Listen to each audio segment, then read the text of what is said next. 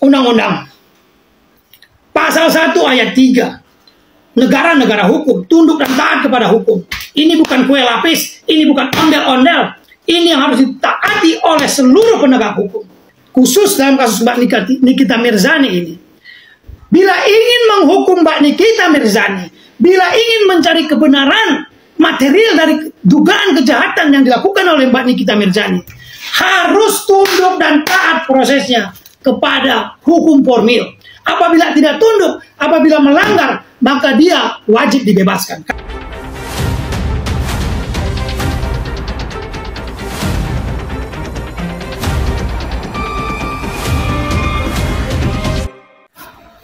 Saya ingin menyampaikan review saya kembali dengan berdasarkan konstruksi hukum dengan mengaitkan kasus Mbak Nikita Mirzani ini. Saya ingin teriak, toleransi kita terhadap pelanggaran hukum negeri ini sudah terlalu banyak. Ini Undang-Undang Pasal 1 ayat 3. Negara-negara hukum, tunduk dan taat kepada hukum. Ini bukan kue lapis, ini bukan ondel-ondel. Ini yang harus ditaati oleh seluruh penegak hukum dalam proses penegakan hukum. Kita ambil judul kebenaran formil versus kebenaran material dalam konstruksi hukum pidana, khusus dalam kasus Mbak Nikita Mirzani ini. Bila ingin menghukum Mbak Nikita Mirzani, bila ingin mencari kebenaran material dari dugaan kejahatan yang dilakukan oleh Mbak Nikita Mirzani, harus tunduk dan taat prosesnya kepada hukum formil. Apabila tidak tunduk, apabila melanggar, maka dia wajib dibebaskan. Kata kuhap begitu. Kata konstruksi pemahaman pidana begitu. Itulah model, itu ajaran pidana begitu. Mulai dari berkas perkara itu dilimpahkan ke pengadilan oleh JPU, ya, maka ada dasarnya 157 pelimpahan itu. Di mana barang bukti diambil, bagaimana penetapan barang bukti itu harus benar. Karena apa? Barang bukti seluruhnya ini berkaitan nanti di ujung dia 183 KUHP bahwa hakim memutus perkara berdasarkan minimal 2 alat bukti yang sah. Alat bukti yang sah itu bagaimana? Diatur di 44, 45, 46 KUHP. Di mana disimpan? Kalau barang buktinya besar, dia boleh dititipkan. Ini juga kritik saya nih. Kok 80 tahun merdeka tidak ada penitipan barang bukti di Indonesia ini. Ini Mahkamah Agung nih saya kritik nih. Ya, silakan Anda teliti kasus-kasus di negeri ini. Setiap penegakan hukum hakim pasti menabrak hukum. Setiap penegakan hukum hakim pasti menabrak hukum. Pasti itu. Anda silahkan teliti 15 tahun yang lalu, sejak 15 tahun yang lalu, atau lebih. Setiap penegakan hukum, hakim pasti tidak pernah tunduk dan taat kepada undang-undang hukum acara. Tidak ada kewenangan yang absolut. Tidak ada kewenangan absolut. Ya, 2 alat bukti itu diatur juga di putusan Mahkamah Konstitusi. Tahun 2016, PMK nomor 20 garing PU strip, saya nggak tahu lagi, strip 16 gitu, 14.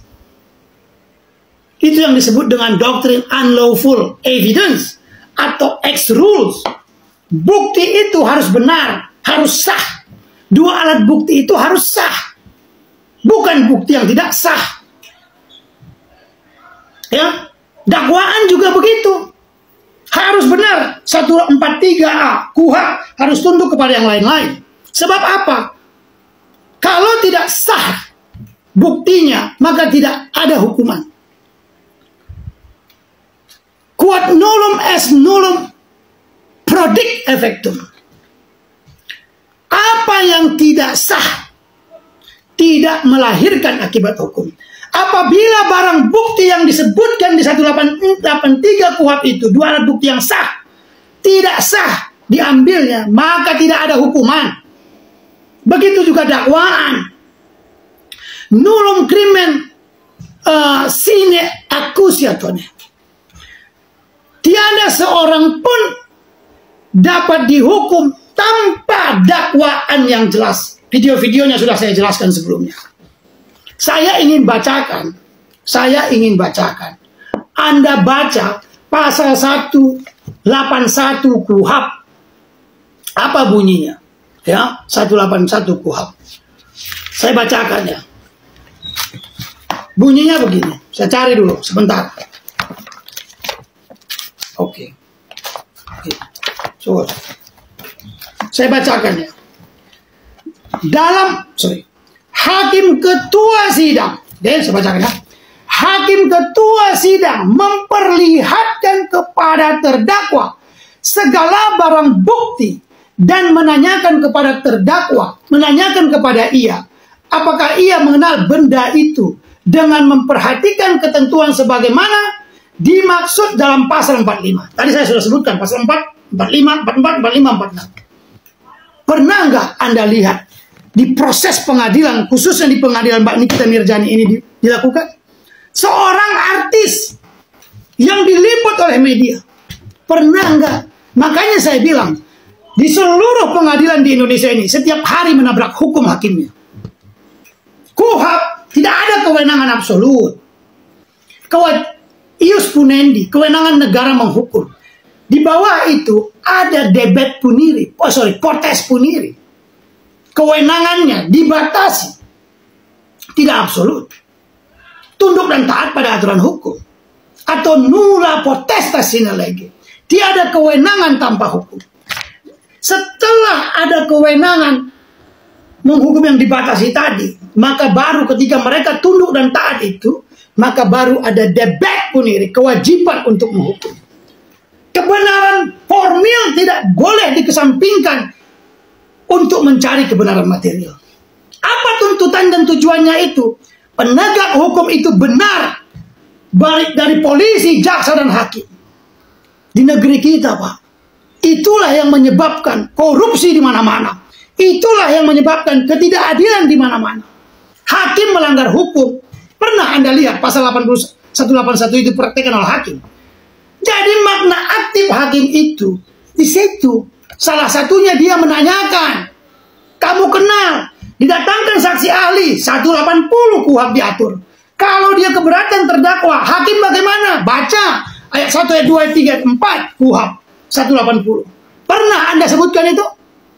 Kemarin bahkan hakimnya mengatakan secara tertutup itu, saya dengar waktu saya sana. Ya mau ahli, mau gimana juga nggak penting lah. Kurang lebih seperti itu ya. Ini pengadilan apa? Pengadilan apa ini? Inilah Pak Prabowo, saya memanggil Pak Prabowo karena Pak Prabowo sudah menaikkan gaji hakim. Dia ingin perbaikan penegakan hukum, tapi tradisi penegakan hukum oleh hakim, jaksa, setiap pengadilan menabrak hukum. Copy paste di mana-mana. Dakwaan kabur. Bagaimana ada keadilan? Bagaimana ada kepercayaan masyarakat? Ini kebenaran material. Tidak boleh mendahului kebenaran formil. Hakim itu bukan dewa. Hakim negeri kita ini buruk. Cara berpikir advokat. Ini saya ingin meluruskan cara berpikir advokat. Advokat itu berbeda dengan penyidik, jaksa, dan hakim. Pertama-tama yang harus diuji oleh seorang advokat, apakah seluruh prosesnya itu tunduk dan taat kepada KUHP? Jangan dulu masuk kepada kebenaran formil, kebenaran material sebelum Anda periksa bagaimana penyelidikan, bagaimana penyidikan, bagaimana penuntutan, bagaimana bagaimana surat dakwaan dibuat. Seluruhnya ada aturan. Ini yang harus diperbaiki dalam pemahaman praktek hukum. Ini bukan teori, ini undang-undang. Kejahatan itu ada dua. Ada pelanggaran hak, ada pelanggaran hukum. Pelanggaran hukum belum tentu pelanggaran hak, tapi pelanggaran hak pasti pelanggaran hukum. Pelanggaran hukum itu juga kejahatan. Setiap pelanggaran hukum itu akan berpotensi semena-mena, melahirkan ketidakadilan. Itulah yang dulu diperbaiki oleh Ansempen Purba. Pelanggaran hukum itu ada dua, ada administratif, internal. Tapi kalau pelanggaran ini, kejahatan nggak? Pelanggaran undang-undang kejahatan nggak? Ini aturan apa ini? Ini kode etik nggak nih? Ini undang-undang. Jadi berdasarkan doktrin KUHP, ya kebenaran formil, Nikita Mirzani itu bebas. Formil, kebenaran formil, Nikita Mirzani itu bebas. Oke, saya mau menyampaikan itu sebagai kritik kepada lembaga pengadilan yang sudah rusak. Setiap pengadilan melanggar KUHP, melanggar undang-undang. Itu fakta di negara kita. Terima kasih.